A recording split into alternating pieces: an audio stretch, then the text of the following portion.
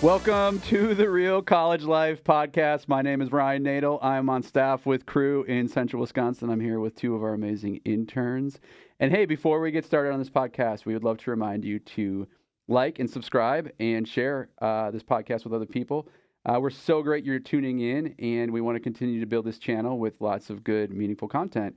And today's episode is actually going to be about evangelism, and it's something that Crew for the entirety of our organization has been known for.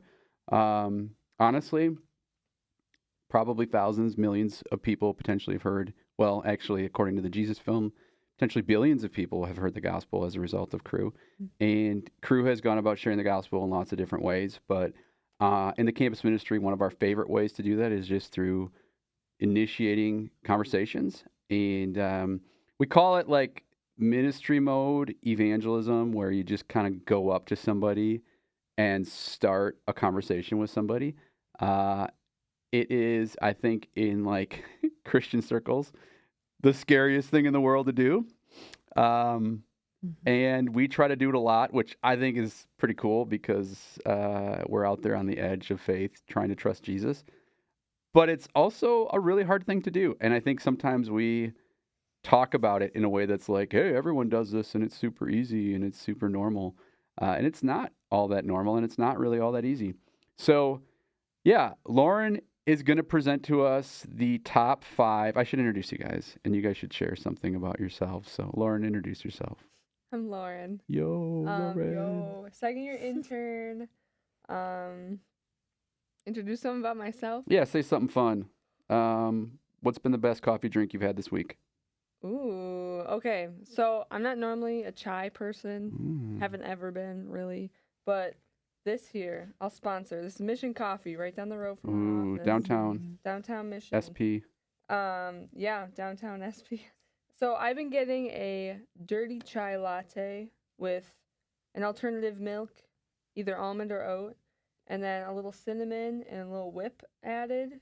And then this one has a couple pumps of pumpkin syrup. So whoa, way better than that Starbucks Spice one. it up. Uh-oh.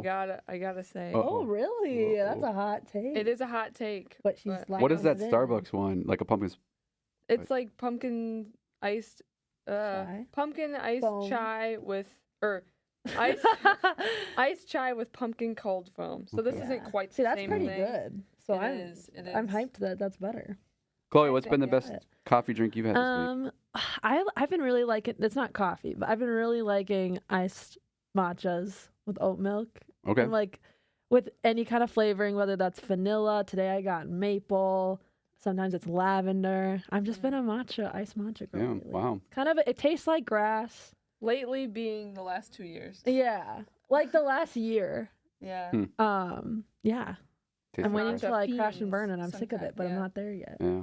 It's an acquired taste, but it's good Mhm. once you acquire it. Okay. So Well, Did you answer that? no, I would say I got this thing called Thanksgiving in a cup, and it has like Ooh. coffee plus like chicken stuffing and bits of turkey. And no, I'm just kidding. I'm totally messing around. Wouldn't that be so gross? I think there's like ice cream like that. There is a like Baskin flavor. Did I ever say my name? I don't know if you said your name. Maybe I did. What is your I'm name? Chloe, and I'm a first year intern. I just forgot to say that. That's great. okay. Good Sorry. catch. Thanksgiving in a cup, I'm totally messing except around. it's fake. I know. I think Baskin Robbins has an ice cream flavor like that. it's like yeah. Thanksgiving fixins. Don't eat it. It's not good. I'm just waiting because I just feel like we keep escalating the coffee narrative with like It'll get here. Don't worry. it's like apple pie coffee, and I actually had the Starbucks thing, and it was actually kind of good. Okay. I liked it. Oh, yeah. But I did. Never I remember. actually made a homemade. In all seriousness, I made a homemade pumpkin spice creme brulee latte Ooh. for the kids. They wanted to go to Starbucks, and I'm like, yo, you don't need Yeah, Starbucks Starbucks. when you got your dad. At Starbucks. We have So I- Starbucks at home. I got like the torch out and the sugar, and was like, have you guys ever done the creme brulee thing where you like, oh, it's I just fun. buy it, I guess. So. Well, y'all got to come over for a creme brulee pumpkin spice latte. Okay, you heard it here. I'll whip it up. Ryan, You all in Whip it TV up. land, come on over. I'll whip it up. Oh All my right. Well, we should talk about why we're here, evangelism. And Lauren, Yeah. you have our top 5 challenges to evangelism to overcome. You're going to bring us the list tell us about these things. Take it away. Yeah, so these are just 5 things that we came up with. There's definitely more out there, but we thought that these 5 kind of fit a lot of the difficulties of evangelism. Yeah. So our top one is fear of man, or just like fear in general. Fear of evangelism and all that. What people that think. entails. Yeah. Yeah. All right. Yeah, so Ryan, what would you say is like in that category? It sounds pretty broad, but like what would you say is like your biggest fear when it comes to evangelism? Oh man. I honestly think it's like a psychological dynamic. Like, okay, I'm 45 now and I walk on campus and try to share the gospel with people. And I think like, do people really want to talk to a 45-year-old guy about the gospel, right? Sometimes people don't think I'm 45. They're like, oh, I thought you were 39, which isn't any better, really. You know, I think that it's just this like initiating a conversation with somebody that is so scary. And having done it for 2 decades on a pretty regular rhythm, the fear is legitimate. You don't know. I mean, my wife has this story where she was out sharing on the beach on a crew trip, and she was with somebody who had never shared the gospel before. And they walk up to this group of people, and my wife would tell the story like there just was like an aura of darkness around them. Mm. So she plunged in, right? And like within a question, they were like, yeah, we all worship Satan. We're like Satanists. And like this poor girl never tried to share the gospel before, and she's like wide-eyed, like, what did we just walk into? And so, yeah, that's scary. Like, you might be sharing with a person who worships Satan and entering into like the heart of darkness in an evangelistic conversation. So there is stuff to like legitimately be afraid of. I think for me, the hardest thing about evangelism is not maybe even getting into a conversation with somebody who's opposed to Christ or opposed to the gospel. It's just the fear of rejection, I think. That fear of rejection, I hate being told like, no. I hate the times where people don't even look up at you when you initiate a conversation with them. Just like not treated like a human. Not being treated like a human being is the hardest part, especially because you're trying to do good for that person. You know, you're trying to like, on the lowest, like I don't perceive evangelism as like I'm going out to convert people. I perceive evangelism as I'm going out to meet people and start a spiritual conversation. So. Good mindset. Yeah, and then because of that, like to have people not even want to like engage in a conversation, I think is always kind of painful. Yeah, I think for sure because they don't even know what you're gonna tell them. It's just hi, I'm so and so. Totally. And it's like that's not good enough. It's like I don't even want to pay attention to you. Yeah. How about you, Chloe? Yeah. What? What are you afraid of? What's your biggest fear with evangelism? Oh, I think just. I don't even know. Just like weirding them out a little bit. Yeah. I think just having that, just like I think kind of what you said earlier, just like not knowing what to say in the moment and not doing a good job or representing Christ well. Which, how would you respond to that? Yeah, I mean it is like you are representing God to somebody potentially, if they perceive it that way. And you want to do that well, and you know it's something to care about. But obviously, like we're all fallen, and we're not going to do it perfect, and we have to walk in grace in that. Right. You know, but it's it's a real like, oh, what is this person going to think about God after our conversation? Yeah, and I really like how you said evangelism is just like finding a way to start a spiritual conversation. It's not like a big puzzle or. Like I like how you said you don't go in mind to like convert them, but to start a spiritual conversation. I think that's given me peace over time. Yeah. Like fear of man. So I really like how you said that. Yeah, I mean I've seen people, obviously lots of people give their lives to Jesus over the years. It's never a thing that I feel like I can control or like talk somebody into or talk somebody out of. I can just present an idea to people. And I can be as loving and thoughtful as possible, and then trust that God's going to do his part in that moment, do what he's going to do with that person. yeah, we try to be winsome and creative, and those are things that God has given us some ability to do. But then also there's just this huge, like, is this person spiritually hungry? Right. That I have to just kind of wade into. But there's only one way to find out, and that's by, like, Right. initiating. So, Yeah, I think, like, for me, this is maybe a weird analogy, but I really like going on roller coasters. But the second I get on that ride or we're going up, I'm like, what am I doing? What did I just do? It's like I feel that with evangelism. Where 100%. I know I'm like called to do it, and it's like Right. I'm not gonna die doing it. I can freely do it where I'm that is such situated. the feeling. That is such the feeling, though. And then I'm like with a partner, and where I'm the one leading, and I'm with someone that's maybe never gone or has gone very few times, and I'm like, okay, we're gonna go do this. Yep. And then we get up to the zone of where all the people are, and it's like, now what? Oh, now I have to actually approach a person. That is And totally the vibe. And it's like I was so confident a minute before just talking about us doing it, and like even in this moment, I think about like it's like once I get in, I feel pretty good, but I don't know what it is. Yeah. Right. And I think it's something that a lot of people kind of have to cope with is like, it is uncomfortable sometimes. Yes. Starting conversations uncomfortable, but even going back to like Jesus coming to earth, like Jesus kind of gave up his right to be comfortable. Right. And in a similar way, like we can't be surrounded by comfort all the time. And I think that's what stops a lot of people from doing evangelism is we want to stay in our comfort zone. But Yeah. Well, I think to like go off onto like a different like metaphor, a different kind of picture. It's when we had our babies. Having a baby is uncomfortable. I mean, my wife told me that. Based on how she acted, I believe her. And like it's scary. I mean, you're like, how is delivery going to go? How do we do this? And yet, like, if you were to ask me today, was it worth it? Obviously, I would certainly say yes. My wife would definitely say yes. But it's that process of bringing a child into the world. And, you know, Jesus talked about, you know, our spiritual lives and evangelism being like a new birth. And so there is this place where we have to acknowledge that, you know, we are doing a work that is significant and important, but also potentially really uncomfortable at times to be engaged with it. So. Yeah. Chloe, I like that you brought up like one of your fears is like just not having the right words or not feeling like super equipped, like getting into the conversation or like knowing what to say.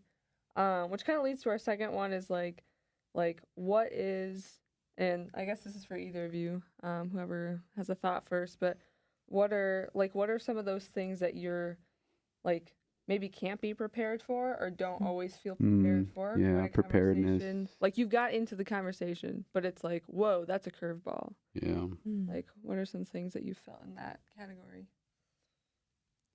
I think trying to read, and I think this gets into another point that we have, but, you know, when you perceive somebody to be somewhere spiritually and then all of a sudden they like aren't there and you're feeling like you have to maybe convince them of like something that I would consider to be a pre-gospel ideal. Like I think in our generation, there's a lot of people who kind of believe most of the big rocks of the gospel. But when you get to somebody who doesn't believe in God, who doesn't believe in sin, who doesn't believe in the resurrection of Jesus, those things, those are like the pre-gospel things that when you get to somebody who doesn't believe those things, it kind of short circuits your gospel conversation. And depending on their like level of teachability or desire to know more, I think that it can leave you in a place of like, well, how do I thoughtfully respond without like, you're wrong, I'm right, you know? Because nobody likes to be in a you're wrong, I'm right conversation. But you also don't want to leave them with like a, yeah, you believe in the same God I believe in, or you believe in the same gospel I believe in, even though you don't believe in sin, you know? Or even though you believe God can be whatever you want it to be, like, but you believe in the same, you know, like you kind of don't want people to leave with the perception that they're on the same page as you because we believe the gospel's truth. But then you also want it to be a +1 conversation for them where they're feeling heard and valued and encouraged. And I think that's the tension I have found with like equipping, like, okay, how do I do that well? I'm not trying to fight with this person, but I do want them to understand that maybe we believe something different and that maybe that difference is significant, and that's Mhm. hard. That's hard. How about you, Yeah. Chloe? Um, okay, what was the Equipping, question? like how do you feel unequipped, or where do you feel unequipped? Um, I think sometimes like a lot of people have, and I totally like understand and empathize, but have kind of like some emotional responses and kind of drop a bomb of a question. And sometimes I just don't really know how to answer. Mm. And I think in that moment I can feel unequipped just because I want to like serve them in the best way in my Mm-hmm. answer. And I want to like be grounded in the truth, but also like deliver it in a loving way and also understand that I probably won't fully understand what they've gone through in the Yeah. past. So they'll like somebody you're talking to will drop like a, Yeah, like and a you'll be big like, question, and I'm like, oh snap. that's such a good question, and I know how I'd answer this, but just kind of knowing how to not accommodate, obviously, for the person, But be but sensitive. be sensitive. Yeah. Yeah, knowing. I think I've kind of struggled with that, and I think also just when that happens, it's kind of like a shift in the environment a little bit, and I think Yeah. that's been unsettling to me, and I just want to Yeah. be able to love them in a good way. I think it's really wise though, because like I think at times I can like spiritualize somebody's problem or struggle Mm. and not realize like underneath it is like a history of abuse or a history Mm. of, bullying or something really dark, like, and so it's like, yeah, I think it's wise to be that sensitive. Um, I think the more I do evangelism, the more I just try to be empathetic to people, regardless of how I feel like, you know, regardless of how I'm evaluating what they've been through. I don't know. I think that's kind of the two-parter to like what evangelism is like a lot of times we feel, and I've felt this, like unequipped when it comes to like if they ask me a question and I'm like, oh, I don't have the Bible verse to back up my Mm. thought on that. But like what you're getting at is like you're not going to slap a Bible verse on like, well, this is why you feel that way, or this is why you've Mm. experienced that, because Right. that's not necessarily like, yes, that may be true, and you can point to a truth that like is derived from, I think a classic question is, why do bad things happen to good people? And there's probably a ton of verses that would back up like a response to that, but it's Yeah. also probably derived from, I've seen this happen, and that's their way of like asking Yep. why. Yeah. Yeah. And so, slapping, well, this is exactly why you feel that way, or this is why that happens, doesn't necessarily like patch up how they feel in that. And I think trying to come at it like there's the biblical scripture side of like feeling unequipped, of like I don't have the biblical answer for that, but there's also like a lack of like I don't know how to emotionally support a stranger. Like, and I think that's where it's hard to try to like, where do I go with this? Do I do scripture? Do I try to just like, oh my gosh, I'm sorry you feel that way, but don't want to like, Mm-hmm. this is why, I think that could be uncomfortable to Yeah. be in the middle of that. I think at times I've actually asked people like, you asked me that question, but do you feel like you've experienced that personally in your life? Mm. And to just get to like, and then at least to a place of like, oh my goodness, like I'm so sorry. Mm-hmm. To get below the surface of like, why are you asking me about bad things and good people, and like how have you experienced that in your own story? Yeah. Because I do think like evangelism and story are so like linked together, right? Like if you can help somebody see how the next step in their story is really trusting Jesus fully, like that is a significant part of the narrative. And so for some people, like connecting that to the hurts in their life are going to be important, I guess. So I think that's what's helpful too, with like understanding that sharing, like the gospel itself doesn't change, and like no matter what people have gone through, like it will fit the mold of their life regardless of like if they've had a pretty uneventful life or if they've had like a pretty traumatic life. Like everyone is in need of that saving grace that the gospel, like understanding and truly being renewed by the gospel, provides. And so like you don't need to change the gospel in order to help someone understand it, because it will fit no matter what. Yep. That's good. And I think that yeah, it's just good to remember that like if you know the gospel, then you can be equipped for evangelism. And like kind of back to what you said at the start, like sharing the gospel and evangelism is just you're trying to get to know someone and create a space for an opportunity to have a spiritual conversation. And so like diving into those like questions about getting to know them more Totally. on maybe an emotional Totally. level is a great way to do that. Yeah, and also just to not undermine the power of the Holy Spirit inside of you. 100%. When you are talking to new people, and thankfully we're not alone in that, because we're sealed with the Holy Spirit, and I think that's Yeah, really I mean, helpful. it's huge. Being filled with we talk about it a lot, but like just even praying and being filled with the Holy Spirit before you go out sharing, and then trusting, the other side of that is just trusting God's going to do what he's going to do through you. And not saying you're not going to occasionally maybe say something a little dumb, because we're broken humans. Totally. But there's grace in that. And I think that gives me peace before I'm about to go sharing. Like, if I'm unequipped, at least I'm not alone in this. Right. Let's go. Yeah. I think with the trusting, that kind of transitions us into the next of our top 5, which is transitions. So not knowing to transition or not. Like, do you want to kind of elaborate on like what? Okay, I would say the 4 transitions of gospel evangelism are like the transition to initiate the conversation is number 1. Walking up to the person. Sometimes the hardest part. Sometimes, I think it's the hardest part. So I think there are 2 hard parts. That's one of them. Transition number 2 is going spiritual, and sometimes it's implicit, or sometimes it's explicit, I should say. Like sometimes it's like, hey, we're doing a spiritual survey. But sometimes it can be like in a more personal conversation, like, oh yeah, that's cool. Thanks for telling us about your life. Now, could we talk about God? That like step into the God realm is, I think, the next transition. Transition after that is the gospel. Like, okay, we've been talking about this for a while. Like, has anyone ever explained the gospel to you? And then the final transition is really like, do you want to give your life to Jesus today? Those are the 4 transitions that I think I'm always thinking about making as I'm having a spiritual conversation. And the kind of the big 2, I can see people backing off from each one of them. But I think like initiating the conversation is always scary for me. And usually then getting into the gospel, that question of like, do you actually want to talk about the gospel is usually pretty scary for me. I don't know. Your thoughts? Do you guys agree, disagree? I agree. Yeah. I think it depends on your mode of initiation at the front end. So like Crew uses, there's probably more than 2, but here on our campus we like to use 2 evangelism tools is what we call them. One is Solarium. So it's like a picture card game. You answer questions based on photos on cards that are spread out on a table.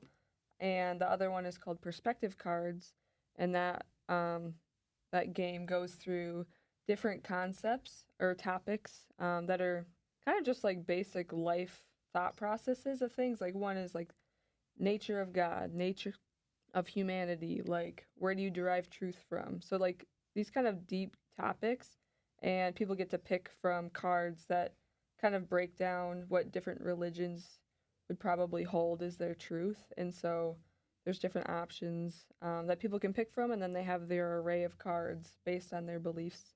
And so moving from those different tools into the gospel can be hard if, like, depending on their demeanor in those, like, card games, or depending on, like, where the conversation leads, can be like, okay, thanks for playing this game.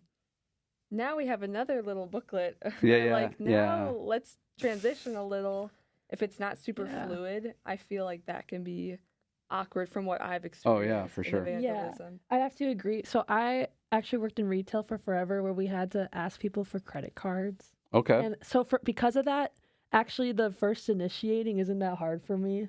Like, I'm just like, hey, like, what's your name? Where did you work in retail? Old Navy for 5 years. That's right. I knew that. Yeah. Okay. And we had to go up to random customers and while they're shopping, like, do you want to sign up for this email? It was so, but it I always say no to those people. Yeah, no, it's okay. So I'm used to a lot of no's, I guess, and that was helpful. But I would agree, just like the transition to the gospel and how does that rank? God conversation. How does that transition rank in terms of like, would you rather? You remember that game?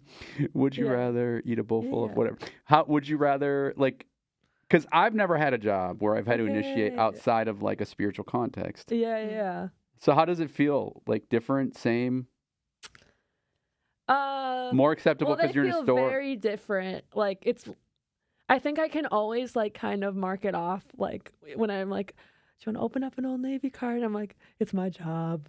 Like, Yeah. I'm like, yeah, sorry, it's my job, or not sorry, but you know Yeah. what I mean. I think I can, Like they know They it's know. your job too. and I think it can feel a little bit trickier or a little bit. It's more genuine, evangelizing, Right. doing that, but I don't know. But because of that more I personal, think probably. keeping in the relational aspect, it's easier in some ways because it's more like, hey, I want to do this with you.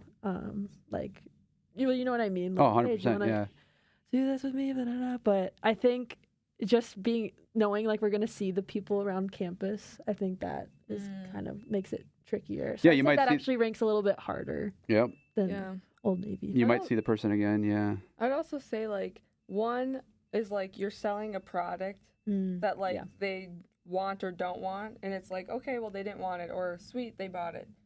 The other is like you're selling your opinion or your perspective almost. Right. And Right. people maybe view that as like quit pushing your ideology on me Yep. instead of like I want to share something that changed my life. Yeah. Not that the Old Navy credit card didn't change one's life, Yeah. but like No. I think it's different where it's like that crosses the realm of like this is her job versus like this is personal and they're being pushy. Yes. Yes. I feel. And I think that's where I want to always take people as far as they want to go. I don't want to assume what people don't want or want. Even, I mean, obviously, if somebody's like, I hate the church and I never want to talk to anyone about God, I'm probably not going to transition to the gospel. But if somebody's left me with like I'm kind of curious about how to grow my faith, like, I feel like I need to figure out a way to say, do you want to hear about it? Yeah, that's actually one of my questions. Like, Okay. how do you know when to transition to the gospel? Ooh, that is an awesome question.